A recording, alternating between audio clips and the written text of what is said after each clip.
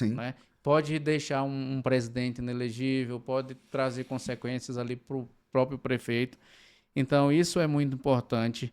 E essa assessoria hoje, ela fortalece o mandato, né? Ela fortalece a estrutura, mas ela fortalece o mandato também do parlamentar. Sim. Tudo que a gente está falando aqui, doutor Carlos, eu acho que é em prol de uma assessoria técnica, jurídica, que esteja sensível né, às demandas políticas, seja do lado da prefeitura, seja do lado da Câmara Municipal, mas que proteja o prefeito, proteja os vereadores, mas sem trazer uma visão restritiva, impeditiva e que impede que o vereador, e a gente sabe que combustível de político é voto. Então, a assessoria tem que estar, quem trabalha no legislativo tem que estar, tem que ter essa sensibilidade de fazer com que o executivo municipal, o legislativo municipal exerçam as suas prerrogativas na sua inteireza, fiscalizatórias, né, que também não podemos esquecer essa vertente, legislativas, representativas, sempre com proteção à segurança jurídica, às atividades e aos atos de cada uma dessas autoridades, mas que as assessorias permitam que os legislativos exerçam as suas funções da forma mais ampla possível, com esses espaços que a gente tem comentado que o próprio Supremo Tribunal Federal concede, né, com algumas jurisprudências, mas também provocando outras, né, provocando a evolução da jurisprudência em prol do respeito da autonomia do município e sempre com muita coragem, com muita altivez, dialogando com todas as partes, Ministério Público, Defensoria Pública, entidades da sociedade civil, órgãos de controle de um modo geral, Tribunal de Contas, e que isso seja feito mostrando, né, e aí é importante o respeito à ritualística do processo legislativo, como é que isso tramitou nas comissões, como é que isso foi aprovado em plenário.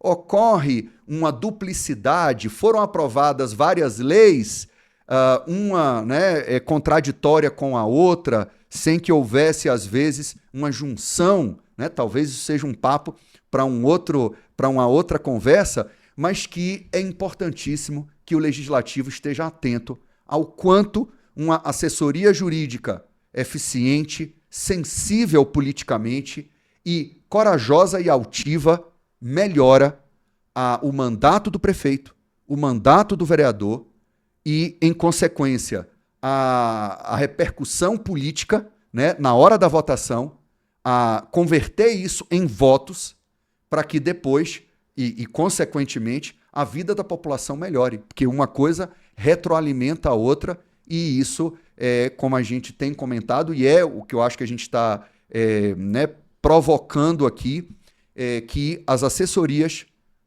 institucionais contratadas mediante escritórios de advocacia, se a Câmara de Vereadores ou a Prefeitura não tem condições, né, de ter ali servidores gabaritados, que haja contratações esporádicas de escritórios de advocacia que possam prover em momentos mais sensíveis essa assessoria com altivez, com proteção às autoridades, mas exercendo as prerrogativas na sua amplitude.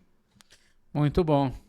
E além do fortalecimento da área representativa, legislativa e fiscalizatória, a gente tem a fortalecimento da área administrativa, né? Porque quem exerce ali a mesa e da presidência ali como um todo, que essa assessoria também na parte administrativa ela é muito importante. Eu sinto hoje que pela estrutura que as câmaras pequenas têm, às vezes até pela formação de quem compõe ali a mesa, acaba que o escritório poderia, né, e o advogado com conhecimento de legislativo, ele poderia ajudar muito ali na parte da gestão administrativa, né? Não necessariamente criando resolução, né, para melhorar a parte da... São processos de trabalho, funcionamento. Isso, funcionamento. Então, essa é uma carência que eu vejo hoje. E eu acho que essa pode ter contratação eventual, pode, mas eu acho que hoje, diante da fragilidade que a gente tem nas comissões, das fragilidades que eu estou falando não do ponto de vista de conhecimento técnico, mas de organização, de experiência, eu acho que é necessário ter essa assessoria de forma permanente, né? Tanto a Câmara quanto, às vezes, o Executivo. Eu falo isso porque a Procuradoria hoje ela representa de forma geral o município, mas o Executivo também tem essa necessidade de ter elaboração de leis mais detalhadas, por exemplo, um código de obras, a lei sanitária, né? Um código de sanitário, uma lei de resíduos sólidos, são temas, matérias que ou lei normal, como a lei da estrutura, a gente precisa de uma assessoria, precisa de uma assessoria especializada que não vá colocar o prefeito para assinar algo que possa trazer um prejuízo administrativo, um prejuízo pessoal para o prefeito. Então, eu vejo cada dia mais necessário esse tipo de serviço de assessoria, tanto no legislativo, mas também no executivo. Mais à frente eu vou pedir que fale um pouquinho mais sobre o seu trabalho nessa área, mas gostaria de verificar a possibilidade da gente falar ainda hoje sobre um pouco da importância do trabalho da comissão, né? Do trabalho das comissões, do trabalho da Secretaria Legislativa, como a gente pode dar alguma dica, alguma sugestão de como os parlamentares, os vereadores podem utilizar a comissão para se beneficiar, para puxar a relatoria, para discutir um projeto, ou a Secretaria Legislativa como pode agilizar os trabalhos para dar tempo dos vereadores analisarem as matérias, porque acaba que se o trabalho da Secretaria Legislativa não for feito, ou das comissões não for feito de forma organizada, acaba tendo um prejuízo duplo aí, no meu entendimento. Perfeito. Há um prejuízo para os parlamentares, que às vezes sabem das matérias ou dos pareceres ali no plenário, sem um espaço de debate onde além deles, que a população possa acompanhar também. E é o prejuízo para a sociedade, né? Que às vezes a coisa é aprovada a toque de caixa e quando a sociedade já está legislado, né? Soube via diário oficial. Então, gostaria de que você compartilhasse, trouxesse um pouco a sua opinião sobre essa necessidade, que também é uma necessidade que eu acho que tem que ter uma consultoria mais dedicada nesses procedimentos. Principalmente porque, como eu falei, eu tenho sentido um avanço muito grande dos tribunais de contas e do próprio Ministério Público em cima da eficácia, em cima do modo que as leis estão sendo aprovadas, em cima da documentação, inclusive, que está indo anexa aos projetos de lei, dos estudos que são feitos antes do projeto de lei ser apresentado. Então, acho um tema bastante sensível e importante a gente trazer pelo menos um pouco aqui desse diálogo. Isso. Então, Carlos, é um tema muito amplo, né? É basicamente o funcionamento da Casa Legislativa. E as realidades dos municípios brasileiros são as mais variadas, né? De municípios com, sei lá, 9 vereadores, de municípios com 40, 50 vereadores. É claro que tem uma diferença muito grande, mas uma estrutura mínima que garanta, como o senhor falou, a documentação da tramitação legislativa, ela é imprescindível para não ter problemas nos tribunais de contas, nos ministérios públicos, quanto à atuação específica das autoridades e da Câmara Municipal, mas também da própria validade da lei, se ela não vai ser considerada contrária à Constituição, à própria Constituição Estadual, se não se comprovar que ela foi aprovada pelo quórum necessário, se for até o caso. E a gente tem acho que o começo é um bom regimento interno. Só que todos nós que já trabalhamos algum tempo no legislativo sabemos que às vezes existem normas de costume. Aquilo que costumeiramente é feito. Então você tem uma reunião de líderes que acontece numa quinta-feira ou numa segunda-feira e que decide tudo. Quando chega em plenário já é uma aprovação bem rápida. até você ter, né, as comissões que também têm o seu funcionamento previsto no regimento e que, às vezes, na prática, acontece de forma mais rápida, mais acelerada, e que, obviamente, sempre vai ter aí um atrito entre o que está previsto na norma e o que é feito na prática. Um bom regimento, ele é importantíssimo para equilibrar os poderes do presidente da casa, dos líderes, dos presidentes de comissão, dos relatores e dos parlamentares, de um modo geral, quando quiserem, por exemplo, obstruir uma matéria. Porque se você é situação hoje, amanhã você pode ser oposição. Então, o regimento interno não pode permitir que o projeto de lei ande na velocidade de uma Ferrari, nem na velocidade de uma Brasília mais velhinha, e que, porque em certo momento você vai querer que ande rápido, no outro você vai querer que ande devagar. Então, começa com um regimento bem feito. E aí, a partir daí, a gente tem que ter o pensamento de processos de trabalho. Porque, doutor Carlos, o legislativo, qual é a diferença entre uma norma, um decreto, produzido, né, esse decreto, no gabinete do prefeito e uma norma produzida na Câmara Municipal? É a publicidade. O legislativo se legitima por processos públicos e plurais. Publicidade e pluralidade estão no DNA do que legitima o poder legislativo. Então, nós temos que ter a documentação. A matéria é protocolada, tem que ter o protocolo, uma pastinha física que seja. Se não houver uma documentação, né, um processo digital, que seja uma pasta física. E que essa pasta física mostre um protocolo. E que esse protocolo gere um despacho da mesa diretora, geralmente é o presidente da casa, que despacha esse projeto para as comissões.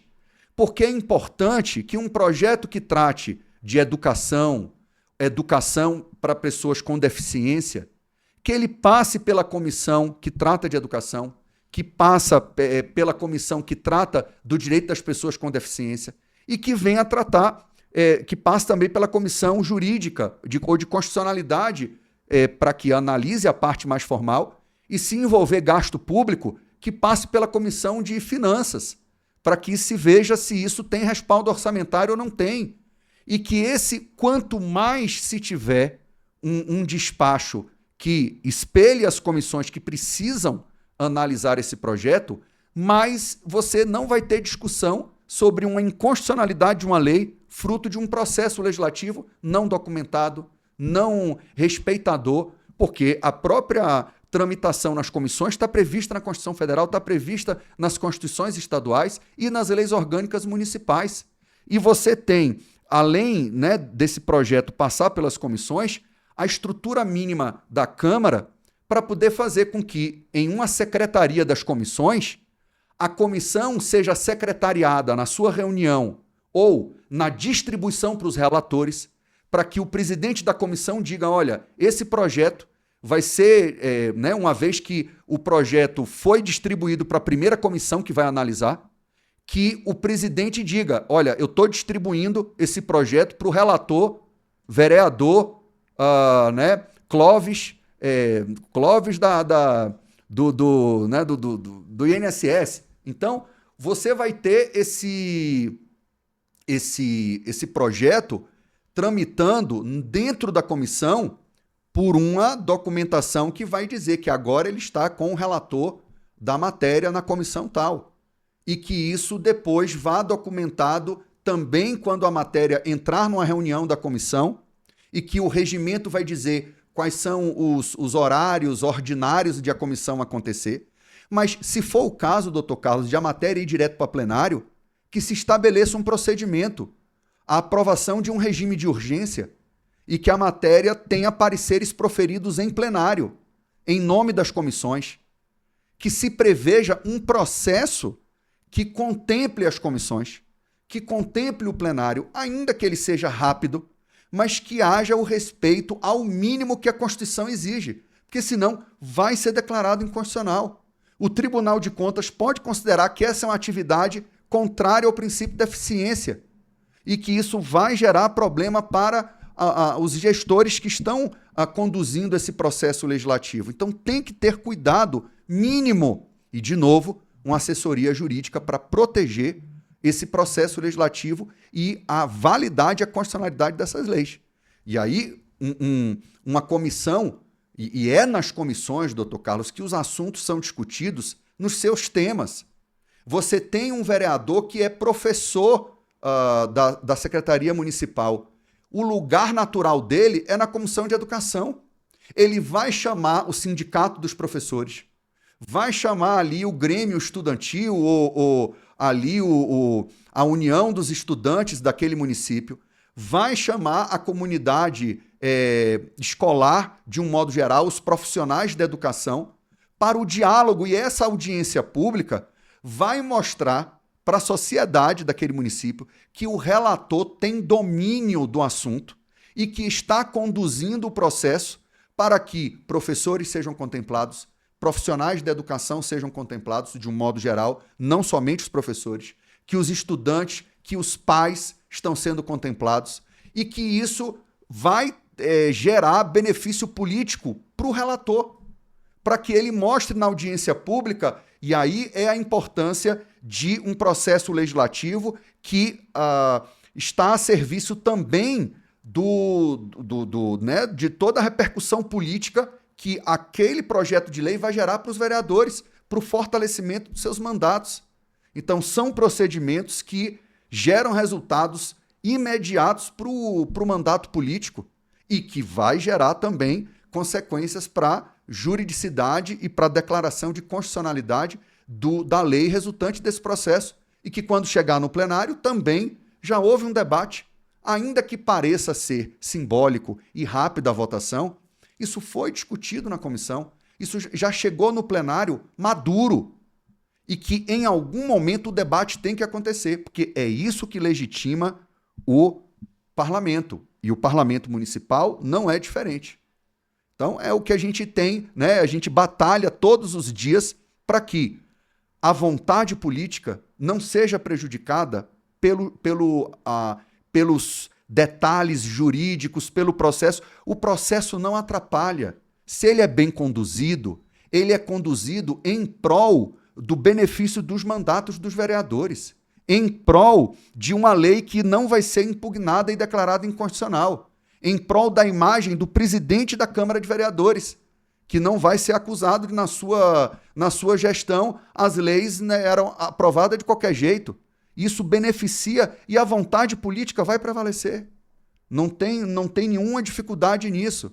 Agora, tem que ter um mínimo de debate, seja nas comissões, seja no plenário. Tá? E isso, a depender, né, eu sei que o governo, muitas vezes, a prefeitura, quer aprovar passando o rolo compressor, passando o trator. Então, se é essa a vontade do executivo, ok. E se o vereador é da base governista, ele tem que também atuar para que esse processo aconteça. Agora, ele tem que acontecer com inteligência, porque se for de qualquer jeito, o barato sai caro e a lei é declarada inconstitucional. Não adiantou nada não perder um mínimo de tempo com algumas ritualísticas que são indispensáveis para que a lei seja declarada inconstitucional e o prefeito tenha o que ele quer ao final da aprovação do projeto de lei. E é isso que a gente batalha todo dia, né? Muito bom, é isso mesmo. E eu acho importante, doutor, eu trazer a relevância do ponto de vista político, né? O senhor falou a importância de trazer a comunidade. Uhum. Eu sempre defendi, sempre falo com os vereadores por onde eu passo, da importância dele ocupar de fato e de direito o espaço da comissão. A comissão é um espaço dele ou fortalecer o mandato, trazendo as pessoas que ele conhece ou de trazendo os segmentos que ele não conhece. Se eu dei o exemplo aí de alguns segmentos, eu me recordo que quando assessorava um deputado, um parlamentar que chegava um projeto da área rural, vamos chamar sindicato, vamos chamar a federação para discutir o projeto, verificar se eles querem que faça alguma emenda aditiva, se querem que faça uma emenda supressiva tirando algum conteúdo, que faça uma emenda substitutiva, mudando a redação de algum dispositivo da lei, do projeto de lei, e isso fortalece o mandato. Ou a pessoa vai dizer, valeu a pena eu votar nessa pessoa aqui, ou vai dizer, eu não tinha ninguém que me defenda na Câmara, mas agora eu tenho. É o vereador Chiquinho da Feira. Com Né? certeza. E isso é importante, e o vereador tem que entender que isso é mais importante do que ele, primeiramente, receber os pareceres lá na Câmara, pronto, que ele não sabe quem fez, não sabe se ouviu a comunidade, e ele tomar posse desses cargos e usufruir dos poderes da capacidade que o cargo dá. Eu falo muito também, além de comissão, de frente parlamentar, porque quando você manda um ofício pedindo uma informação ou convocando para uma reunião só como vereador é uma coisa, como presidente da comissão é mais forte, como presidente de uma frente parlamentar mais forte ainda, e o vereador tem que se apossar disso. Ele tem muita cobrança, então o que tem ali que ele pode fortalecer o mandato, ele tem que fortalecer.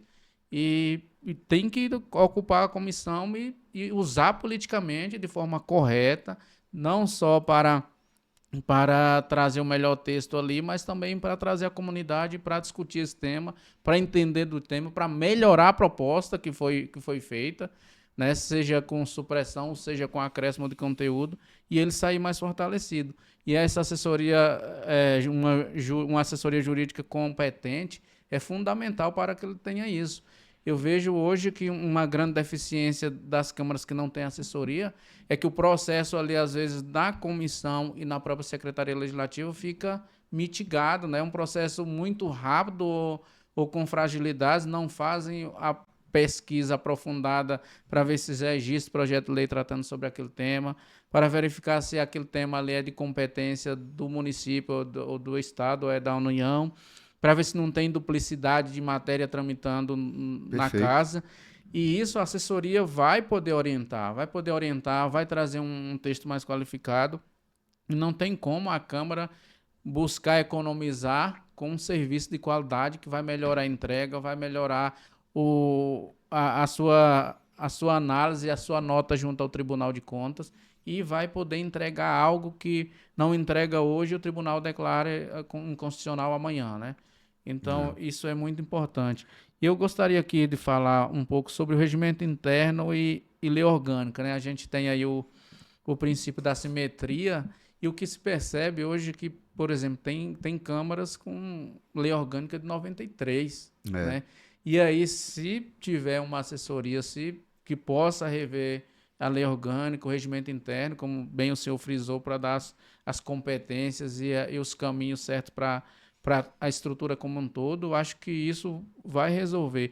E tem situações como uma lei orgânica de 93 que não tem mais como não rever, não tem como não revisar, né? É perigoso trabalhar com uma lei que rege o processo legislativo ou que, na lei orgânica do município, que está completamente defasada não só às vezes com a Constituição de 88, mas às vezes com as reformas administrativas. A reforma administrativa da emenda 19 de 1998, da época do presidente Fernando Henrique, mudou praticamente a administração pública como um todo. O estágio probatório de 3 anos e a formatação, a concepção da administração pública, e uma lei orgânica municipal que não esteja, né, atualizada com essas mudanças é um perigo enorme e uma insegurança jurídica muito grande para que empresários possam investir naquele local, para que a população obedeça a direitos e obrigações, para que o administrador público autue, né, em multas administrativas com base numa legislação que não está de acordo com a legislação federal, com a Constituição Federal, e isso né, traz um prejuízo muito grande. Então, com certeza, uma lei orgânica municipal atualizada, um regimento interno. E aí, doutor Carlos, eu também, eu recentemente, digamos, há uns 3 anos atrás, eu fui convidado a redigir um novo regimento interno da Câmara dos Deputados. Então, num grupo de trabalho que ocorreu na época da presidência do presidente Arthur Lira, eu mais, né, um outro servidor da Câmara, propusemos um novo regimento interno, e é muito importante que o regimento ele não seja um regimento pensado de cabeças muito iluminadas, mas que não sirvam para aquela Câmara de Vereadores. Tem que ser um regimento enxuto, voltado para aquela realidade, próximo da realidade que funcione, para que o funcionamento daquela Câmara não tenha que se adaptar a um regimento muito distoante daquela realidade.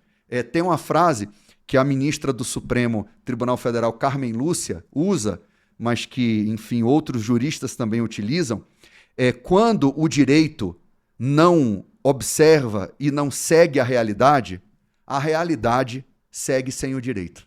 Então, o direito tem que observar qual é a realidade que funciona, quais são as normas que funcionam naquela Câmara de Vereadores. Então, um regimento interno bem feito, que equilibre, porque, por exemplo, doutor Carlos, a gente estava comentando sobre os benefícios que um bom processo legislativo pode dar para o vereador.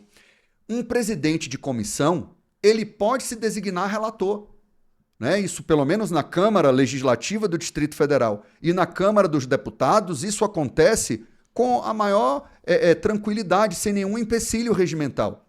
E é importante um presidente saber disso e entender, o vereador, o presidente da comissão, que, às vezes, a prefeitura quer que o processo caminhe, né, como eu comentei, todo mundo conhece, o famoso rolo compressor. Mas quanto mais tempo demorar, e entre 8 e 80, existe aí uma infinidade de números que você pode fazer com que haja uma audiência pública e que o presidente da comissão, na condição de relator, ou que ele designe outro vereador relator, e que ele consiga, naquela audiência pública, ter as entidades representativas da sociedade civil sendo ouvidas. É importante ouvir essas entidades e que o relator possa ter tempo para dialogar, para obter dividendos políticos dessa tramitação. Ele não pode se livrar dessa relatoria rápido, porque é o momento em que ele vai ouvir as demandas de um lado, ouvir as demandas do outro lado, fazer o meio termo, os acordos possíveis e ser reconhecido como um político que conduziu bem aquela discussão. E que, na medida do possível, todo mundo teve que ceder um pouco e que o resultado foi bem feito. Não foi rápido, não foi a toque de caixa e que, às vezes, por causa dessa supressão e dessa correria toda, chega lá na frente e ainda é declarado inconstitucional, porque não respeitou ritos mínimos. Mas a gente não está falando nem nos ritos mínimos, a gente está falando de parar com o projeto de lei para ouvir a sociedade. E aí, o assessor político, o chefe de gabinete, a gente começou aqui eu falando, eu fui chefe de gabinete da liderança de governo da Câmara dos Deputados. Era importante o governo obter os dividendos políticos quando ele recebe uma categoria, quando recebe outra categoria, né, ali no espaço da liderança, para que você tenha essas entidades da sociedade civil depois podendo ser cobradas para que elas apoiem. Porque quando elas pediram, o vereador, o deputado, esteve com elas. Então, depois é função do assessor político cobrar essas lideranças, porque elas sabem que aquele vereador, aquela vereadora esteve do lado daqueles interesses e soube ouvir no momento certo. Então, um bom regimento interno, uma boa lei orgânica, além de trazer segurança jurídica, permite que cada um, nos seus espaços de poder, o presidente da casa, os líderes partidários, os presidentes das comissões, os relatores, consigam transformar cada processo legislativo em ganho político. Que maravilha. Isso é muito importante, doutor. E eu queria só fazer mais um comentário, trazendo um exemplo dessa importância da sociedade, né? Uhum. O parlamento é o representante da sociedade e da sociedade contribuir, né? Poder participar. E eu trabalhei como um parlamentar que ouvia muito a sociedade. E em dois casos, que eu vou trazer o exemplo, um cidadão chegou e disse: Olha, eu trabalho aqui no metrô, sou prestador de serviço, e eu queria ver se tem como fazer um projeto para obrigar o metrô a ter um banheiro.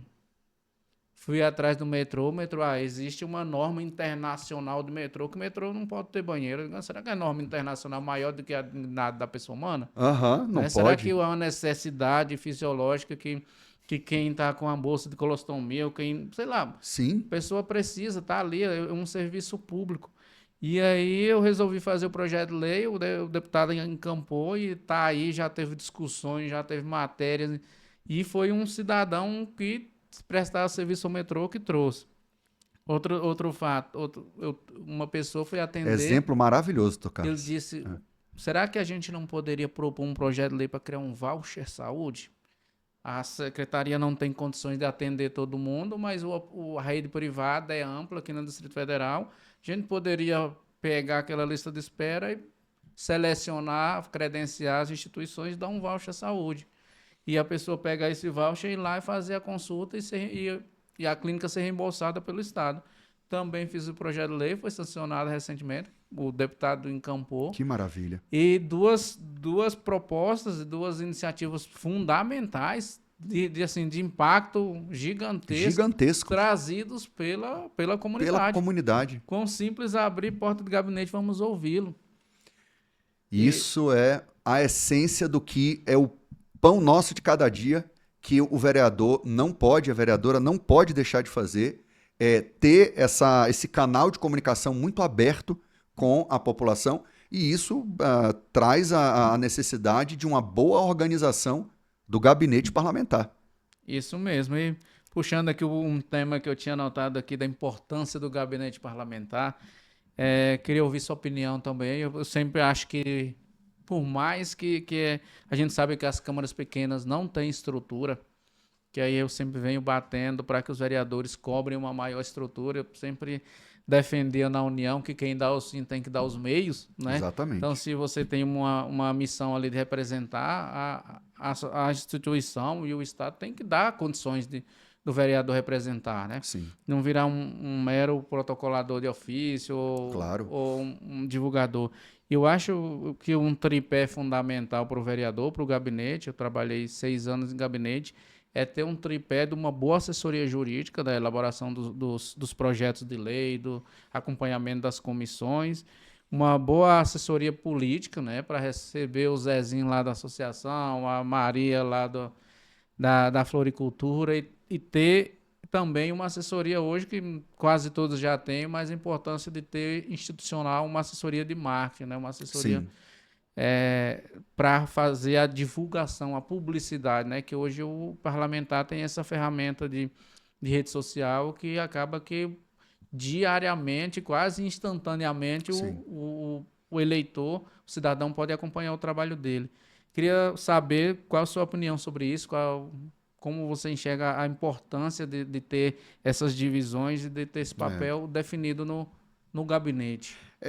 Dr. Carlos, eu sou um servidor público, já fui, né, como a gente comentou aqui no início, eu fui delegado de Polícia Federal, né, tinha a veia policial muito forte, mas depois, por outros motivos, acabei querendo, né, estar menos com a vida em risco e mais cuidando de minha família, né, e eu... Há 20 anos no Legislativo, eu percebo o seguinte: quando a gente fala de estrutura, no nosso bate-papo aqui, eu acho que a gente enfrentou esses dois lados. O primeiro é a estrutura que a instituição dá. Então, primeiro, a estrutura de uma prefeitura para assessorar bem o prefeito. Depois, uma estrutura na Câmara Municipal para assessorar bem os parlamentares. E essa estrutura, eu bati muito na tecla, porque eu vi muito isso acontecer nesses anos de experiência no Legislativo, é que a estrutura não atrapalhe o mundo político. Que a estrutura não seja o bichinho que diz não. Não, o senhor não pode fazer isso. Não, o senhor não pode fazer aquilo. Não, o senhor não pode apresentar esse projeto de lei. Então, é claro que é sempre o ideal uma estrutura institucional sensível às demandas políticas e que defenda o espaço da prefeitura, as demandas da prefeitura, as demandas da Câmara Municipal. E do lado do gabinete, né, e aí especificamente do gabinete parlamentar, a gente tem que ter uma estrutura que defenda o mandato do vereador. E aí você tem, às vezes, a necessidade de um diálogo entre o assessor jurídico do gabinete e o assessor jurídico da instituição Câmara Municipal. Porque, às vezes, o assessor vai dizer, olha, não dá para fazer isso. E o gabinete, do assessor jurídico do gabinete vai dizer, mas eu quero assim mesmo. Obviamente, existem limites, né? E aí, o funcionamento de cada casa, por exemplo, lá na Câmara dos Deputados, quando um deputado pede um projeto de lei, que eu sou consultor da Câmara dos Deputados, como era da Câmara Legislativa, e o parlamentar pede um projeto de lei que nós consideramos de constitucionalidade duvidosa, o parlamentar tem o direito de pedir esse projeto de lei. E nós fazemos uma nota técnica para ele, dizendo, olha, achamos que é de constitucionalidade duvidosa, mas estamos aqui colocando os argumentos favoráveis e contrários para Vossa Excelência. E agora cabe, né, a decisão política de protocolar ou não a sensibilidade política do parlamentar. Muito bem. Feita essa, que não é, nem sempre, doutor Carlos, ela é tão harmoniosa, né? Esse diálogo entre o servidor público que trabalha para a prefeitura ou para a Câmara de Vereadores e a estrutura do gabinete que quer fazer a coisa funcionar. Ele tem 4 anos para mostrar serviço para a população. E o servidor que está ali na instituição, às vezes ele está com uma outra visão da casa, do mandato, e às vezes não tem a sensibilidade política. Então, primeiro é alinhar essas duas vertentes, nessas duas pontas. Agora, quanto à estrutura do gabinete, é claro que eu nunca fui tão próximo dessa área política, apesar de respirar esse mundo político há mais de 20 anos e perceber, já assim como chefe de gabinete, e aí sim, durante algum tempo, vendo esse lado mais político, que, primeiramente, você tem que ter esse assessoramento jurídico muito forte e corajoso e presente. E uma coisa que o político não gosta, doutor Carlos, a grande maioria dos políticos não gosta de prometer o que ele não pode cumprir. Porque ele sabe que ele vai ser cobrado lá na frente. Funciona durante 2, 3 dias, mas em algum momento vai dar isso vai reverter depor contra aquele mandato político. Então, é importante que o assessor jurídico e o assessor técnico, ele possa dar a resposta possível. Porque às vezes a população quer ser ouvida, mas ela quer uma demanda, né? Ela não quer promessas vazias e quando o político diz, olhando no olho da população, do líder comunitário, olha, eu posso ir até esse ponto, mas você vai ter certeza de que eu vou estar do seu lado. E eu vou até o último momento dessa batalha. Agora, não posso te garantir o resultado. Eu posso te garantir o esforço. E isso tem que ser feito com um apoio jurídico muito grande e muito sério para que também o assessor jurídico não diga, vereador, dá para fazer. Vamos fazer e depois quebra a cara. E aí o assessor jurídico está colocando o vereador em uma situação difícil. Então, esta assessoria jurídica responsável, né, com conhecimento técnico e que, às vezes, busque auxílio, porque é aquilo que a gente comentou, doutor Carlos, e eu acho importante dizer. Existe o assessoramento técnico do dia a dia, mas, às vezes, o vereador vai pegar um grande código de obras e ele não vai ter assessoria técnica suficiente para dar esse apoio.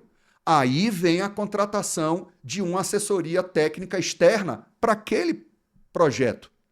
O deputado ou o vereador vai ser presidente de uma CPI. O que é que a CPI pode fazer, o que é que a CPI não pode fazer.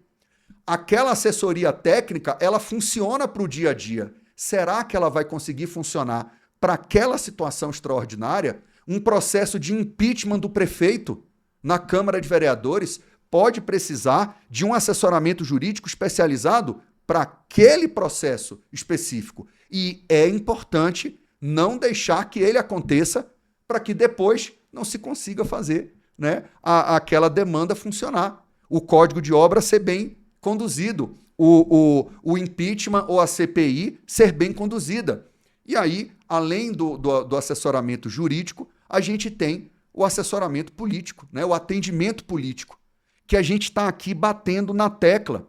Não pode deixar de ter esse espaço aberto com a comunidade, porque de onde menos se espera, pode vir um retorno político imenso. Vou dar um exemplo concreto. Minha esposa ama gato. Minha esposa é a mãe dos gatos, Dr. Carlos. Então, eu estava lá, moramos num condomínio aqui de Brasília e temos agora uma discussão interna do condomínio se onde é que bota os gatos de rua, pode alimentar ou não pode alimentar os gatos de rua. Teve uma decisão recente do Tribunal de Justiça do Distrito Federal que multou moradoras de um condomínio de Sobradinho, que é uma região administrativa aqui de Brasília, que alimentava os gatos. Foi uma discussão enorme no condomínio. Ajudei, né, eu e a minha esposa, fomos buscar as leis do Distrito Federal e encontramos um determinado deputado distrital que tem aprovado leis que são extremamente benéficas aos animais e que, a partir de então, minha esposa virou agora a cabo eleitoral, né, o principal, né, uma grande cabo eleitoral desse deputado distrital, porque ele defende essa causa dos animais. Então, tem que estar aberto à população para que você entenda. É óbvio que um vereador que seja da área de saúde ou um vereador que seja um policial, é claro que ele vai ter na área de segurança pública, na área da educação, na área da saúde, a sua principal base, né, de atuação, de projetos de lei, de fiscalização, mas sempre aberto a outros temas que possam também agregar. Então, o assessoramento político, ele vai trazer a comunidade. Nesse caso, eu fui para uma passeata junto com a minha esposa de defesa da alimentação dos animais de rua.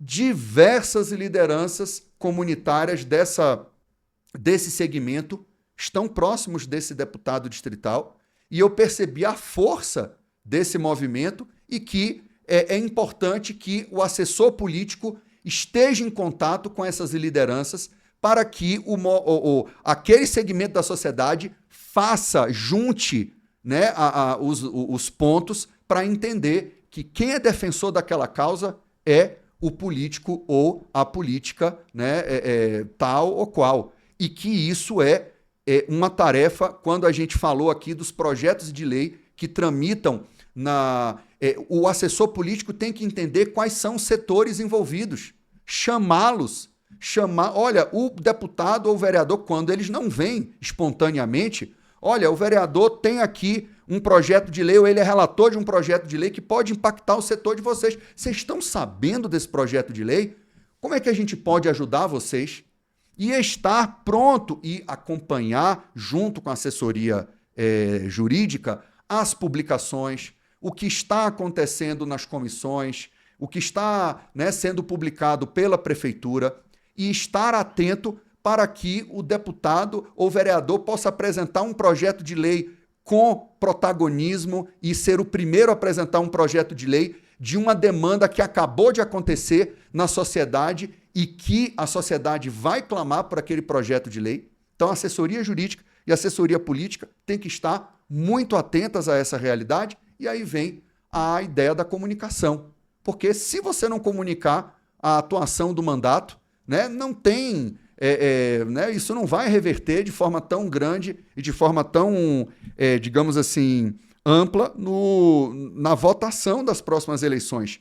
E a gente tem que entender, doutor Carlos, que hoje em dia as redes sociais têm os seus algoritmos.